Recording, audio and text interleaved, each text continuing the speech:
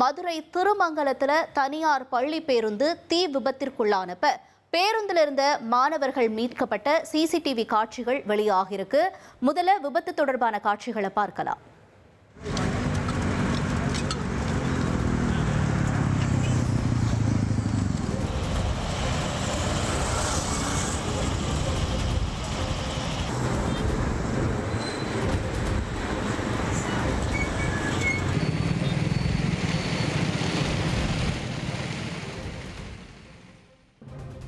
இருபதுக்கும் மேற்பட்ட குழந்தைகளை ஏற்றிட்டு போன திருமங்கலம் விருதுநகர் 4 வழிச்சாலை பக்கத்துல பள்ளி பேருந்து வந்தப்ப எதிர்பாராத விதமா தீ பற்ற தொடங்கியிருக்கு. இதையடுத்து ஓட்டுநர் மற்றும் பள்ளி உதவியாளர் துரிதமா செயல்பட்டு மாணவர்களை பத்திரமா வெளியேற்றியிருக்காங்க. தீயணைப்புத்துறை வீரர்கள் வருவதற்கு முன்னாடியே பேருந்து முற்றிலும் எரிந்து சாம்பலாகியிருக்கு. சென்னை பழைய வண்ணாரப்பேட்டையில மாநகர பேருந்து மோதி நடந்து சென்ற இளைஞர் உயிரிழந்த சம்பவம் சோகத்தை ஏற்படுத்தியிருக்கு. வண்ணாரப்பேட்டை ஜெயராமன் தெருவை சேர்ந்தவர் ஜெயாவுல்லா தனியார் இன்டர்நெட் கனெக்ஷன் நிறுவனத்துல வேலை செஞ்சுட்டு வர நிலையில வண்ணாரப்பேட்டை சாலையில நடந்து வரப்ப திருவான்மியூர் செல்ற தடம் எண் 6D மாநகர பேருந்து மோதினதுல சம்பவ இடத்திலேயே இளைஞர் பரிதாபமா உயிரிழந்திருக்கார். தகவலின் பேர்ல வந்த போலீசார் உடலை கைப்பற்றி ஸ்டான்லி அரசு மருத்துவமனைக்கு அனுப்பி வச்சு ஓட்டுநர் திருநாவுக்கரசிடம் விசாரணையை நடத்திட்டு வராங்க. விபத்து தொடர்பா சிசிடிவி காட்சிகள் வெளியாகி பரபரப்பை ஏற்படுத்தியிருக்கு. ரீல்ஸ் மோகத்துல இளைஞர்கள் செஞ்ச சம்பவம் பொதுமக்களிடம் அச்சத்தை ஏற்படுத்தியிருக்கு. காட்சிகளை முதல்ல பார்க்கலாம்.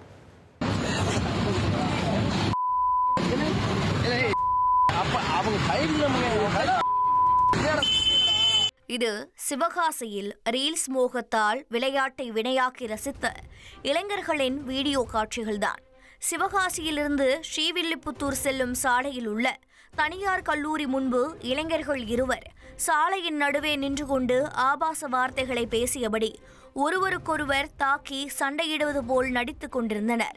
இது தெரியாமல் அவ்வழியாக இருசக்கர வாகனத்தில் சென்ற ஒருவர் இதனை பார்த்தபடியே சென்றபோது பேருந்து நிறுத்தத்தில் நின்று கொண்டிருந்த பேருந்தின் பின்பக்கத்தில் மோதி கீழே விழுந்துள்ளார். அப்போது அதை சிரித்தவாறு ரசித்த இளைஞர்கள் தங்களது செல்போனில் வீடியோவாக பதிவு செய்தனர்.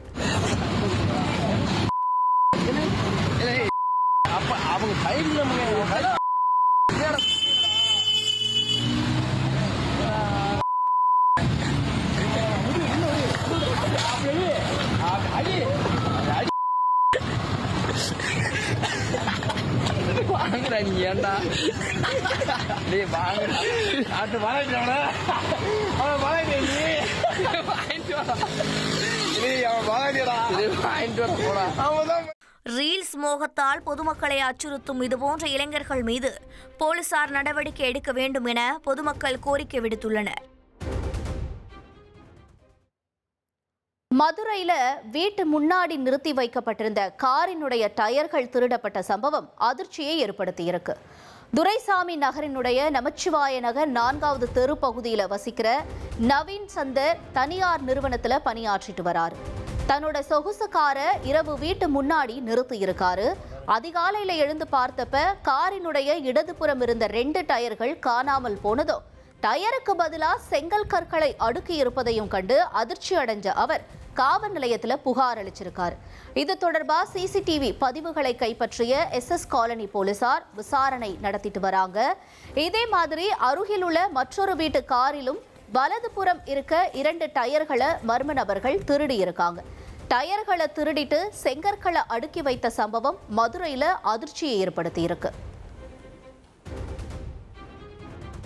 நாகையில தற்காலிக ஓட்டுநர் இயக்கிய அரசு பேருந்து சக்கரத்துல சிக்கி நர்சிங் கல்லூரி மாணவி பலியான சம்பவம் அதிர்ச்சியை ஏற்படுத்தியிருக்கு. தேவூரை சேர்ந்த சக்திவேல் மகள் காவியதர்ஷினி நேற்று கல்லூரி முடிஞ்சு திருவாரூர்ல இருந்து பாலக்குறிச்சி செல்ற அரசு பேருந்துல வீட்டுக்கு திரும்பி இருக்காங்க.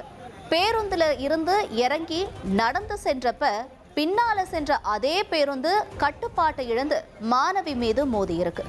சம்பவம் தொடர்பா போலீசார் வழக்கு பதிவு செஞ்சு விசாரணை நடத்திட்டு வராங்க.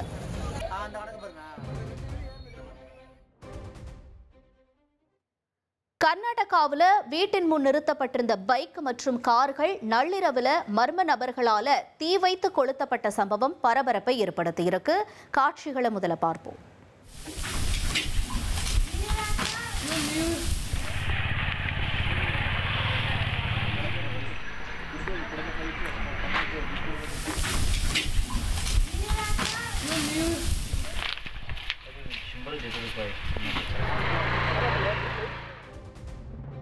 கர்நாடகா மாநிலம் மைசூரு நஞ்சனக்கூடு ஸ்ரீராம்புரம் பகுதியில் நடந்த சம்பவத்தினால பொதுமக்கள் அச்சமடைஞ்சிருக்காங்க. இதுல சம்பந்தப்பட்டவர்களை போலீசார் கைது செய்வதோடு அந்த பகுதியில் ரோந்து பணியை அதிகரிக்கணும்னு பொதுமக்கள் கோரிக்கை விடுத்திருக்காங்க. உத்தரப்பிரதேசத்துல சாலையின் குறுக்க திடீர்னு மான் ஓடி வந்ததுனால விபத்து நேரிட்ட பரபரப்பு காட்சிகள் வெளியாகிருக்கு. பார்க்கலாம்.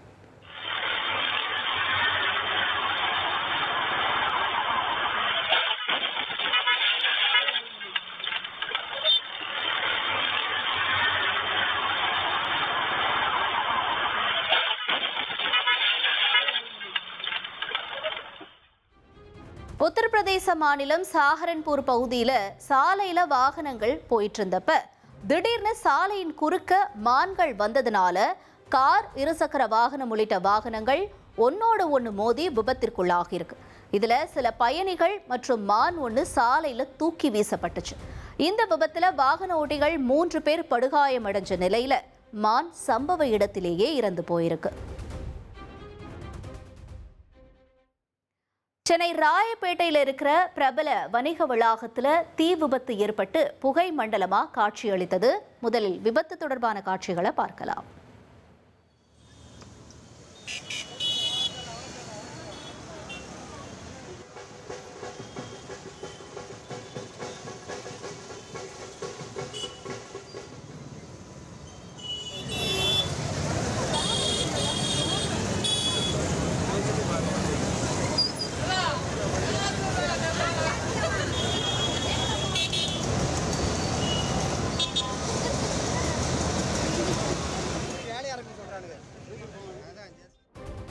பொதுமக்கள் பயன்பாட்டுக்காக வைக்கப்பட்டிருந்த மின் தூக்கியில ஏற்பட்ட மின்கசிவு காரணமா தீ விபத்து ஏற்பட்டதா சொல்லப்படுது.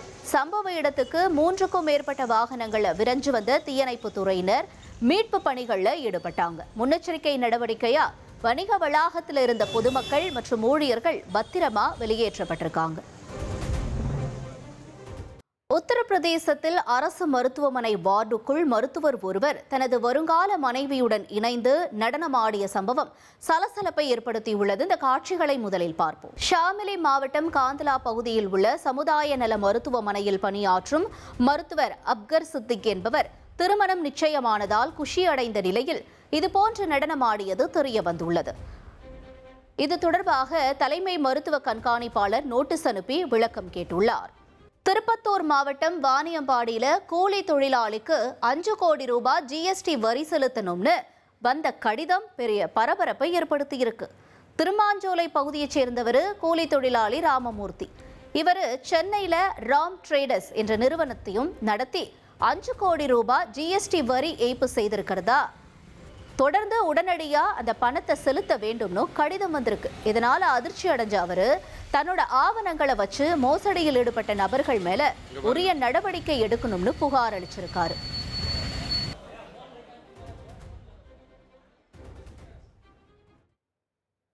அழுகிய நிலையில சடலமா மீட்கப்பட்ட கேபிள் ஆபரேட்டரோட கொலையில போலீசார் துணி வியாபாரிய கைது செஞ்சிருக்காங்க.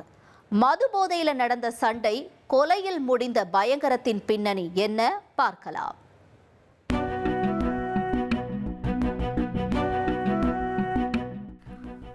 ட்ரோன் வீடியோவில் பசுமை ததும்ப அழகாக காட்சியளிக்கும் இந்த வெள்ளை நிற வீடு ஒரு கிரைம் ஸ்பாட் என்றால் உங்களால் நம்ப முடிகிறதா? வீட்டு வளாகத்தில் தோண்டப்பட்டிருக்கும் இந்த 1.5 அடி குழியில்தான் ஒரு ஆணின் சடலம் புதைக்கப்பட்டிருந்தது. அந்த கொடூரத்திற்கு ஒரே சான்று குழிக்கு அருகே கிடக்கும் மண்வெட்டியும் கடப்பாறையும் தான். மது குடிக்க வந்த நண்பனை கொன்று புதைத்திருக்கிறார் இந்த வீட்டின் உரிமையாளர். என்ன நடந்தது? எதற்காக இந்த கொலை? நண்பனுக்கு வீட்டிற்குள்ளேயே சமாதி கட்டியது ஏன் என்று தெரிந்து கொள்ள செய்தியாளர் மணிகண்டனுடன் களத்தில் இறங்கினோம். சம்பவம் நடந்த இடம் கிருஷ்ணகிரி அடுத்த பர்கூர் பிஆர்ஜி மாத்தேப்பள்ளி பகுதி. அன்று காலை பொழுது விடிந்ததும் ஏரியா முழுவதும் பிணவாடை வீச மண் தரையில் அழுகிய நிலையில் ஒரு ஆணின் சடலம் கிடந்திருக்கிறது. உடனே கந்திக்குப்பம் போலீசாருக்கு தகவல் கொடுக்கப்பட்டிருக்கிறது. சம்பவ இடத்திற்கு வந்து சடலத்தை மீட்ட போலீசார் உடற்கூறாய்வுக்காக மருத்துவமனைக்கு அனுப்பி வைத்துள்ளனர். பின் சடலம் கிடந்த இடத்திற்கு முன்பிருந்த வீட்டின் உரிமையாளர் சென்னகேசவன் என்பவரை போலீசார் விசாரணை வளையத்திற்குள் கொண்டு வந்தனர்.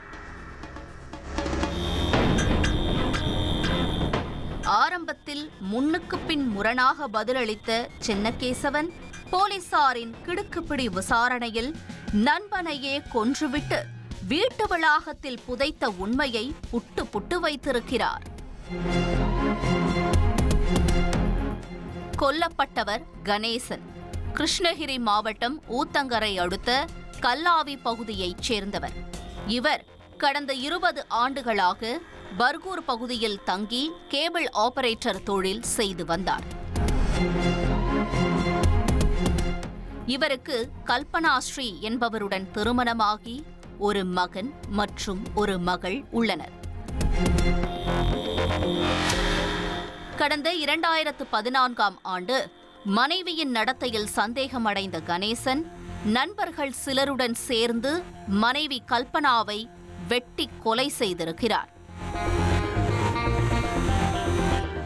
அந்த வழக்கில் கைதாகி சிறை சென்ற கணேசன் பின் ஜாமீனில் வந்து சென்னை கிண்டியில் தங்கி கூலி வேலை பார்த்து வந்தார்.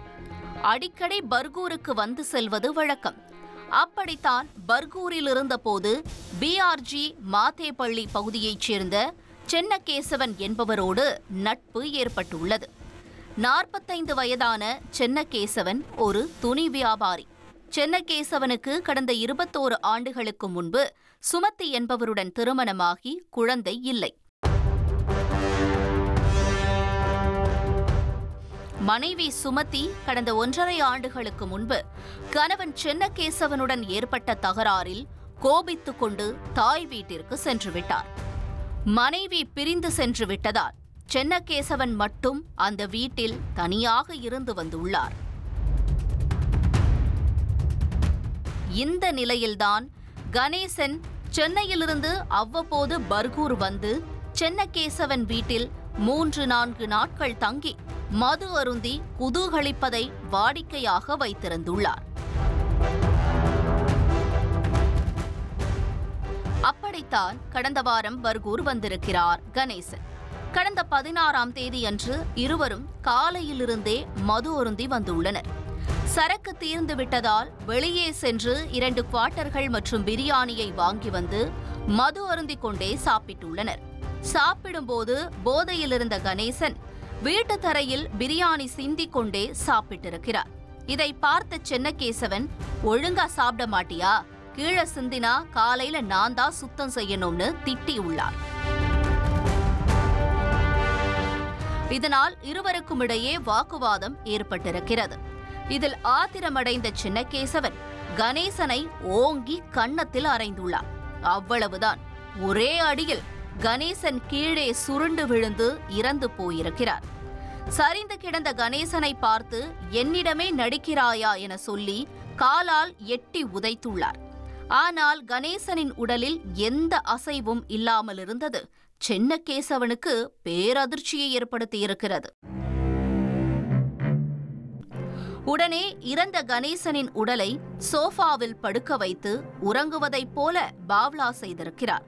பின்னர் அக்கம் பக்கத்தினர் தூங்கியவுடன் நள்ளிரவு 12 மணி அளவில் வீட்டு வளாகத்திலேயே 1.5 அடியில் ஒரு குழியை தோண்டி கணேசனின் சடலத்தை புதைத்துள்ளார். அடுத்த நாள் காலை சகஜமாக அந்த பகுதியில் சுற்றி வந்துள்ளார். ஆனால் செவ்வாய்க்கிழமை மாலை 1 மணி நேரத்திற்கும் மேலாக பெய்த கனமழையால் 1.5 அடி பள்ளத்தில் புதைக்கப்பட்ட சடலம் மேலே வந்திருக்கிறது. மேலும் துர்நாற்றமும் வீசத் தொடங்கியுள்ளது. எங்கே சிக்கிக் கொள்வோமோ என்ற அச்சத்தில் அந்த உடலை மீண்டும் தோண்டி எடுத்து வீதியில் ஆள் நடமாட்டம் இல்லாத நேரத்தில் வீட்டு காம்பவுண்டிற்கு வெளியே போட்டுள்ளார். பின்னர் பகுதிவாசிகள் சடலத்தை கண்டு கூச்சலிட்டதும் சாவகாசமாக வெளியே வந்து ஒன்றும் தெரியாதது போல நாடகமாடியது போலீசார் விசாரணையில் தெரிய வந்தது. இதனையடுத்து கந்திக்குப்பம் போலீசார் சென்னகேசவனை கைது செய்து நீதிமன்றத்தில் ஆஜர்படுத்தி சிறையில் அடைத்தனர்.